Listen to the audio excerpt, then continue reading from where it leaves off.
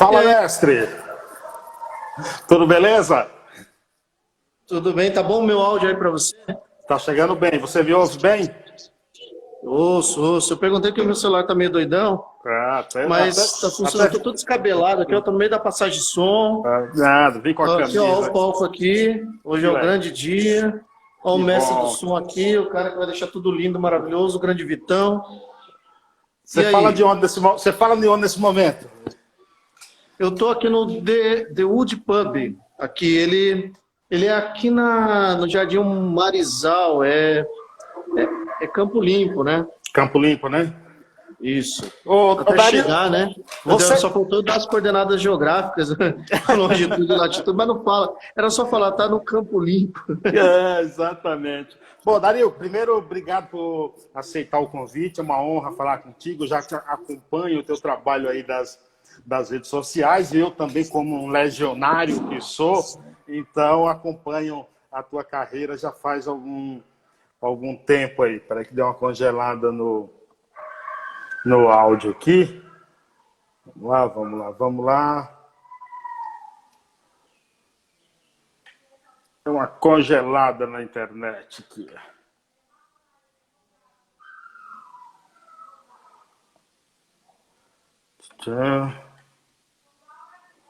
Som. Saiu, deixa eu... Mandei o convite aí novamente.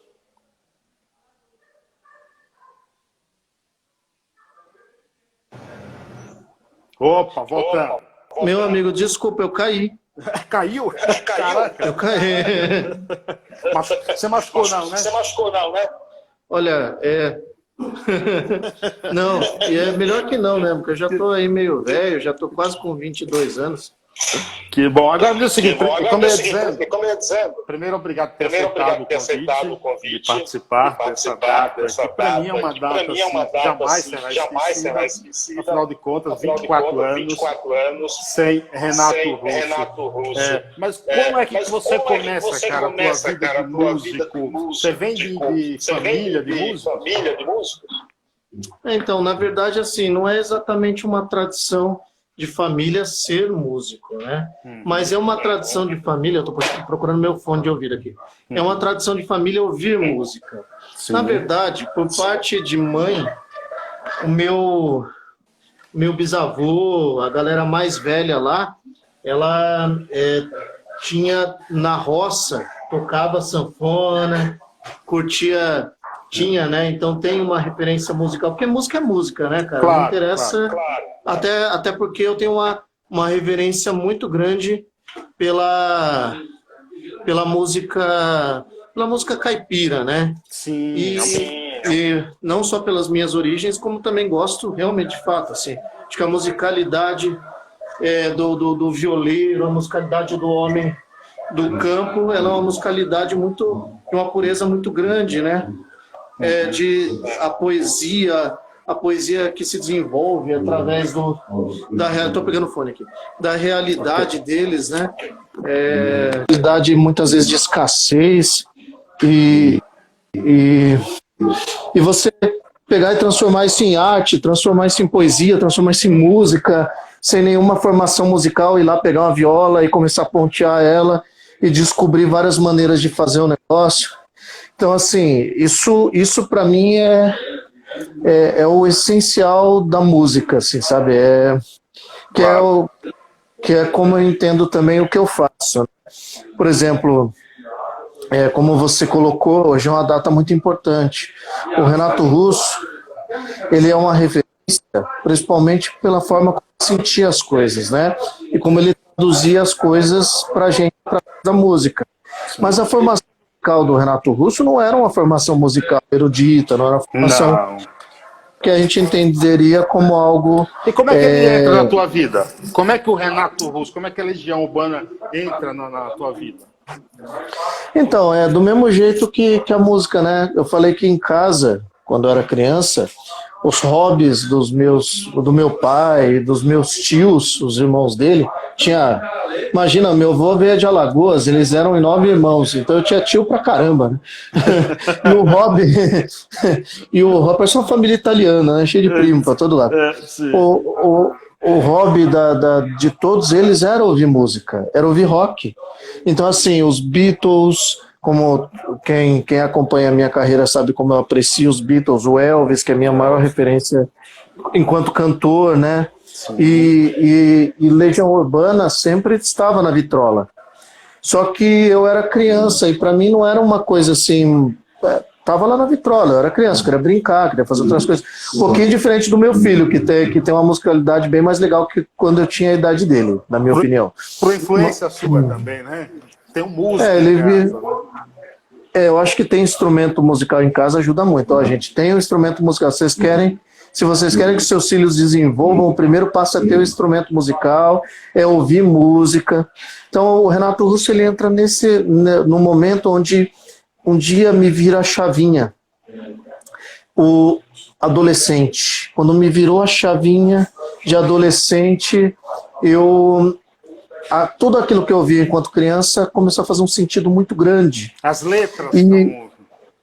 Exatamente. E aí o Renato Russo, eu comecei a perceber nele aquela imensa magia que todo mundo ficava impressionado e que até então para mim não fazia sentido, não fazia parte do meu universo, começou a fazer muito, né?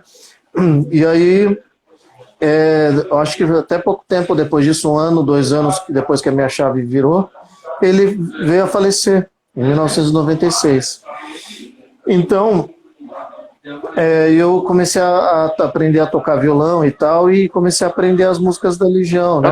Eu não sei, Dario, eu não sei quantos anos você tem, eu tenho 43, e por incrível que pareça, eu também começo a ouvir muito Legião Urbana em 95, 1 ano antes dele falecer. Você era mais velho do que eu, né? Não muito, eu tenho 37 anos, né? Agora, daqui uns 3 meses já migrando pro 38, e é curioso, né? Porque é um momento onde o Brasil sofre grandes transformações, onde porque as pessoas têm ciclos, né? E elas voltam a precisar desse acalento, né? A precisar ouvir. A arte é uma forma de você manter a sua sanidade meio a esse caos, né?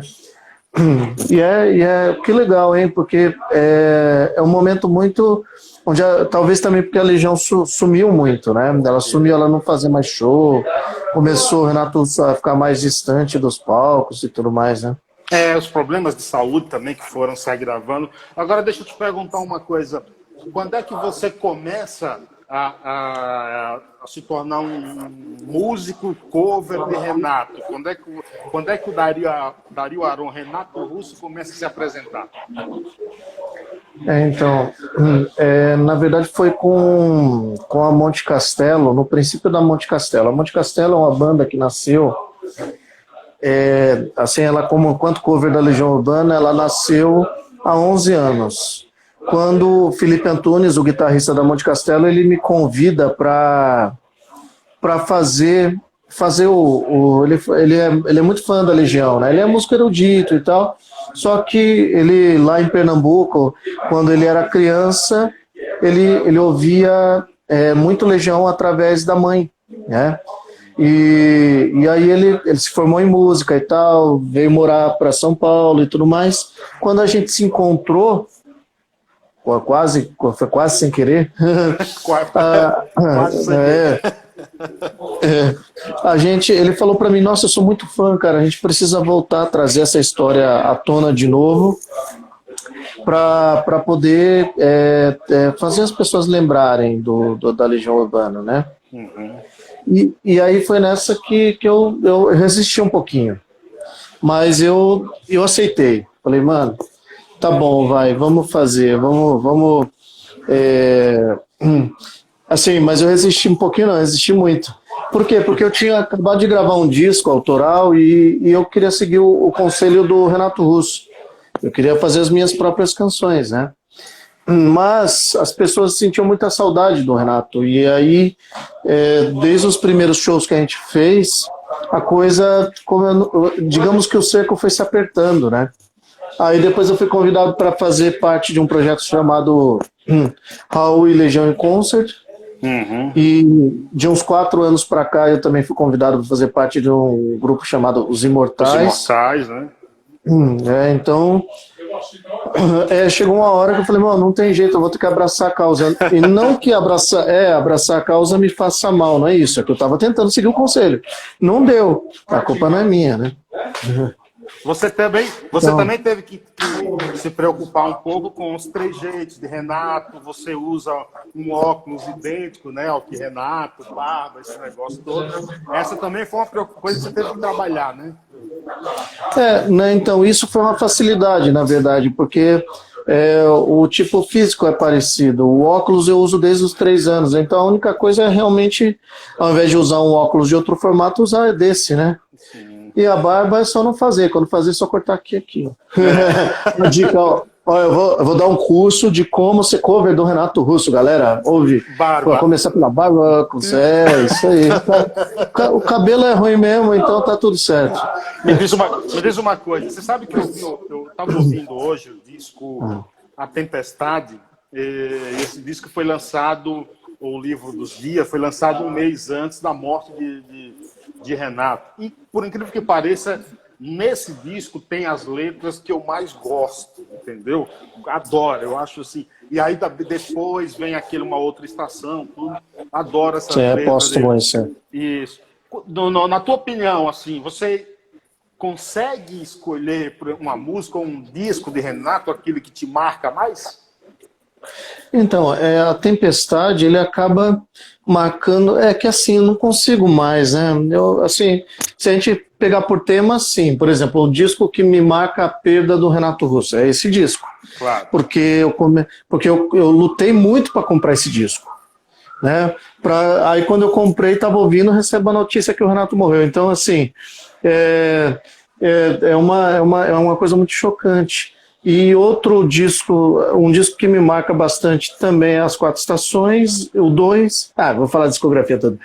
E esses 2 discos, por causa do meu pai, ele ouvia muito isso, e as músicas ficaram na minha cabeça daquele jeito como eu era criança.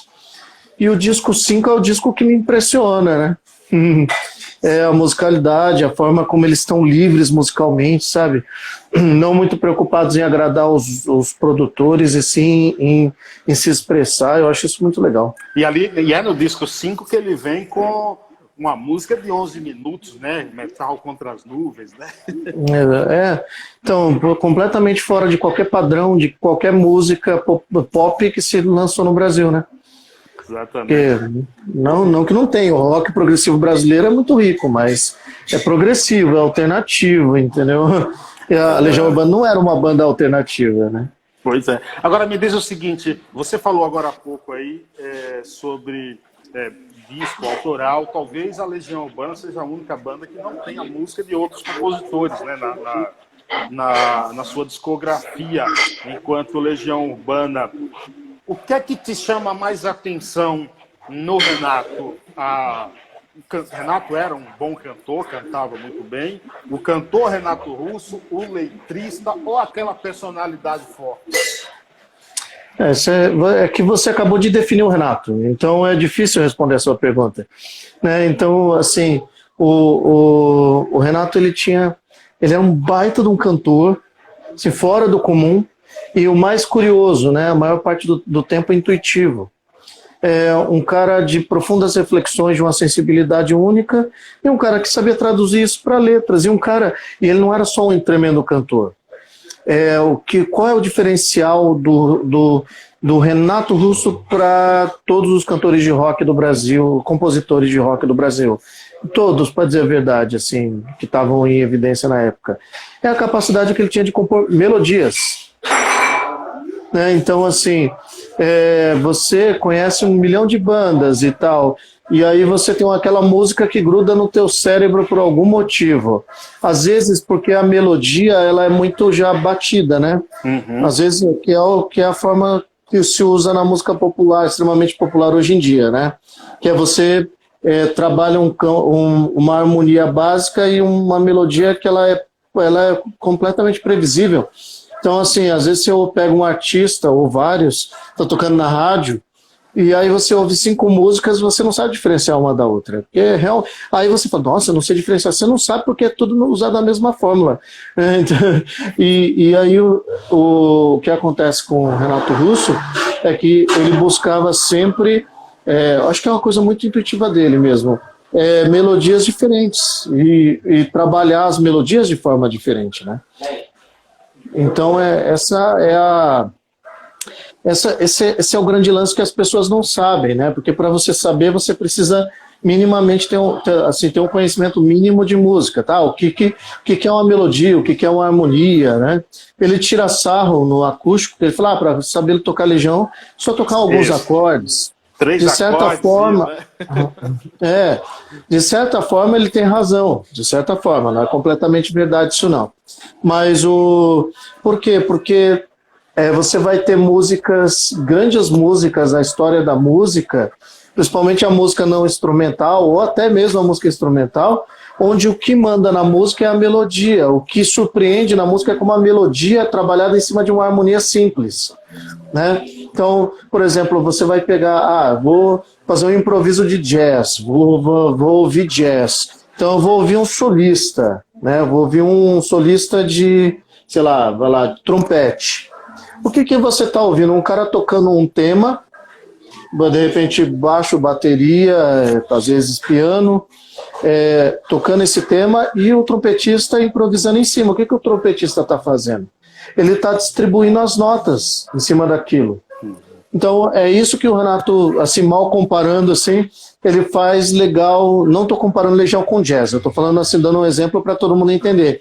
Como que se distribui as notas musicais dentro de uma harmonia simples, né? Alguns músicos até falam, o Dado Villa-Lobos compunha as músicas conforme o Renato Russo ia cantando, porque às vezes você está que nem você está tocando Vento no Litoral, você tem uma variável.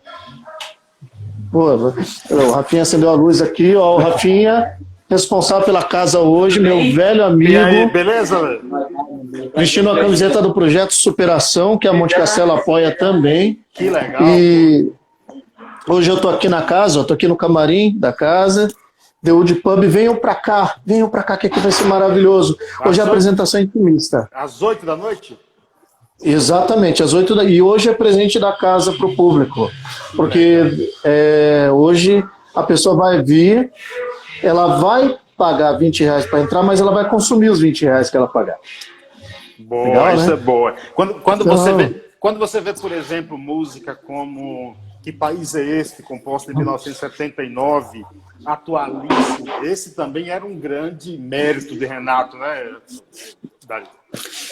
Sim, como você citou, né? Você falou cantor, sobre cantor já falei, sobre a letrista veio agora, né?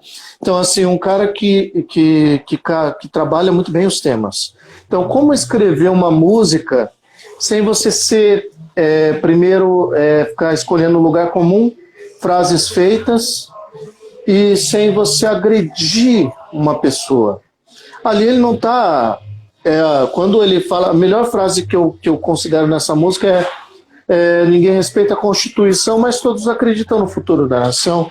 Quer dizer, você não tem como você ter um país e ter uma Carta Magna, que aliás é uma Carta Magna feita com muito cuidado, na época pela Constituinte e tal, foi feito com muito cuidado, e você não ter respeito por ela e mesmo assim você querer que a coisa dê certo. Que a Carta Magna é uma carta que rege uma nação. Claro. Ela tem que ser respeitada.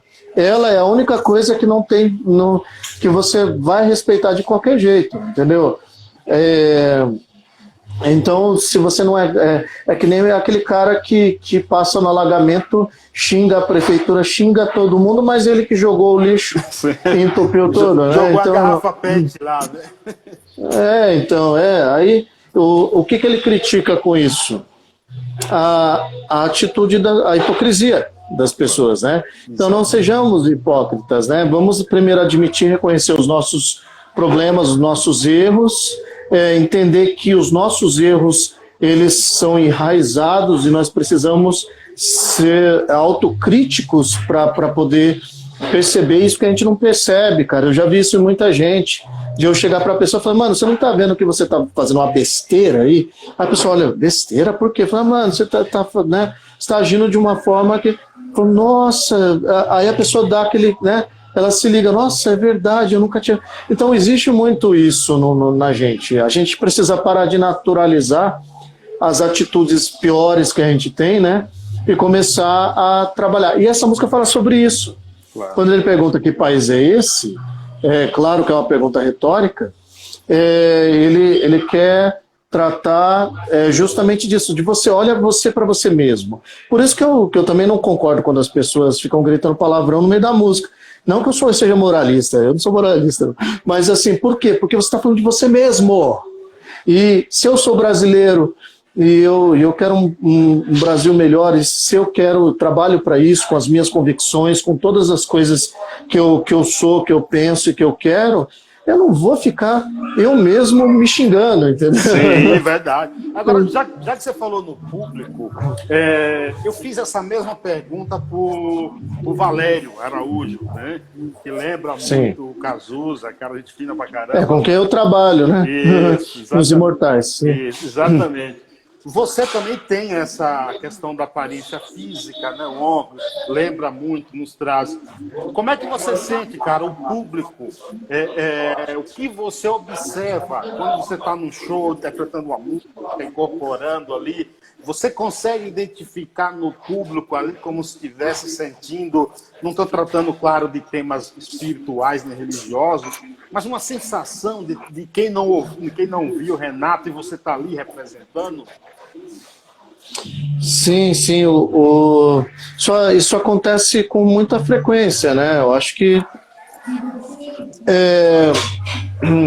até as pessoas estranham a saída do palco, né? Porque depois a gente se encontra com as pessoas, cumprimenta, vai agradecer.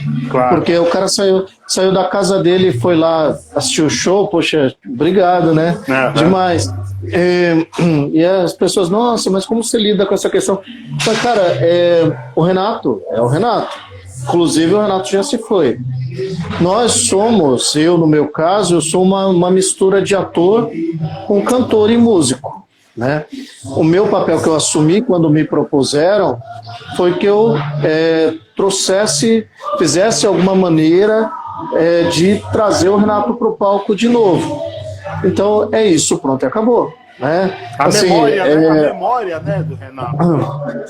Exatamente. Então, assim, eu preciso fazer com que as pessoas tenham a sensação que o Renato está lá, porque essa é a minha função, essa é a minha proposta, né? Só que acontece muitas vezes com as pessoas começarem a confundir, né, as coisas. Eu acho de muito mau gosto, assim, por exemplo, quando as pessoas, que nem um cara fez um comentário num vídeo meu no YouTube, nossa, é parecido com o Renato, será que tem namorado também? Eu acho isso absurdo, porque assim, primeiro que eu podia ter, não tenho porque eu sou casado, minha esposa tem um filho, mas eu podia ter, qual é o problema? Por que agora todo... É um comentário desnecessário, né? Então, esse é o cara que como o pessoal fala lá, e desculpa o palavreado, gente, é a porra do Brasil. Claro que é, cara. Olha a demência do cara, olha, assim, porque assim, eu acho que se você não gosta de uma coisa, assim, de um artista, ou de uma determinada expressão artística, cara, fica na tua, entendeu, não é? Tipo assim, eu não vou... Porque existe uma diferença muito pequenininha entre o amor e o ódio. Se eu não gosto de uma coisa e entro lá para xingar quem gosta, cara, de boa. O grande italiano Umberto Eco, autor de O Nome da Rosa, diz que a internet deu voz aos idiotas. Então tem esses idiotas. Então, ele tem toda a razão e é exatamente isso. Então, assim, Eu tô comentando com você porque eu sei que você é um cara de crítico e tal, mas eu também não fico pensando nisso, não. Eu prefiro fazer o seguinte, porque tem aquelas pessoas que amam tanto o Renato que elas querem conversar comigo por causa disso. Mas elas não vão encontrar o Renato, elas vão encontrar o Dario. E eu explico isso para elas. Porém, eu tô lá no show, eu faço show. E quando eu tô no show, eu tô lá para lembrar o Renato. Mas não é por isso que eu vou deixar de ter carinho por todas essas pessoas, porque nós temos uma coisa em comum muito importante. Nós somos muito fã de uma mesma pessoa. Nós gostamos muito do trabalho de um cara e gostamos dele também, apesar de ele já não estar mais entre a gente. Então isso é uma coisa muito importante. Eu vou mesmo lá, termino.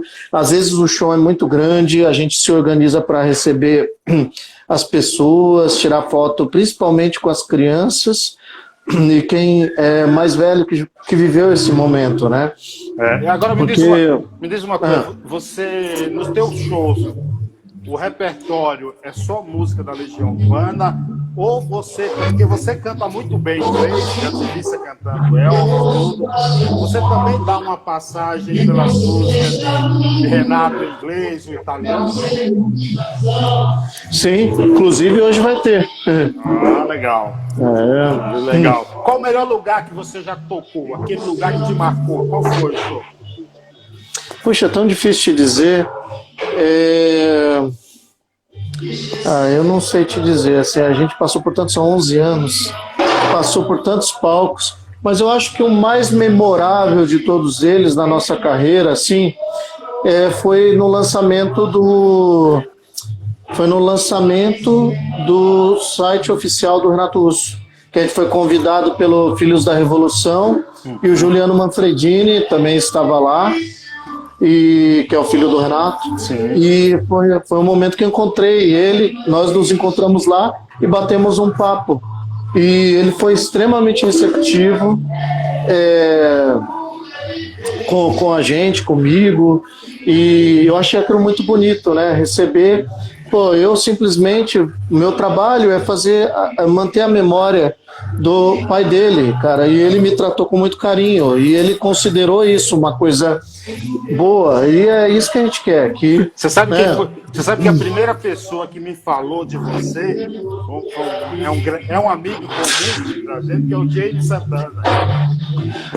Não, o James é uma pessoa simplesmente maravilhosa, e é de verdade, assim, até porque eu tenho o dom da sinceridade, então não me pergunte de pessoas que eu não posso falar bem, porque senão vai pegar mal. Então falando do James mesmo. É uma figura, E acabou de entrar aí o Ed Carlos, que é um cara.